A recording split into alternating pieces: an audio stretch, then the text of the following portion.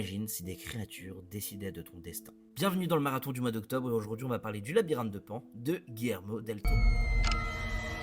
Pour ce 10e jour de marathon, nous allons parler du Labyrinthe de Pan et il faut savoir que de Guillermo del Toro, j'ai vu pas grand chose, j'ai juste vu La Forme de l'eau qui est un film que j'adore, j'aime vraiment beaucoup La Forme de l'eau et je m'attendais à voir quelque chose qui ressemble à La Forme de l'eau et indirectement on retrouve ici quelque chose qui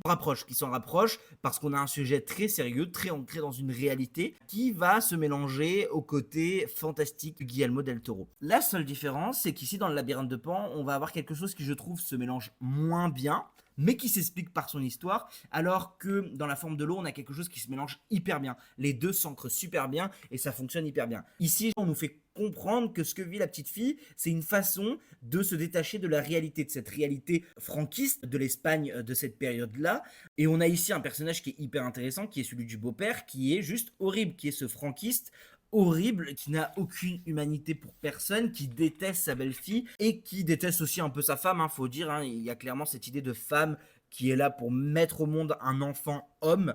il y a vraiment cette idée-là, et c'est ça qui va être intéressant dans le film de Del Toro. Et fin de compte, dans le Labyrinthe de Pan, on se retrouve avec, je dirais, 30% du Labyrinthe de Pan, ce côté fantastique, et le reste, un film historique. J'aurais peut-être aimé voir plus de fantaisie, mais j'aime beaucoup ce qu'on raconte sur le côté historique, qui est hyper intéressant, d'être dans cette maison qui est techniquement fasciste, avec cette petite fille qui a juste une envie, c'est de se libérer de tout ça, et avoir en plus de ça des résistants qui se sont infiltrés dans cette maison. C'est hyper intéressant comment il va déconstruire ça, et pendant 2 heures, on en prend plein la gueule. C'est un vrai film de guerre qui est vraiment génial, et ma seule déception va être sur ce côté fantastique qu'on voit, je trouve, trop peu. En tout cas, c'est un excellent film que j'ai beaucoup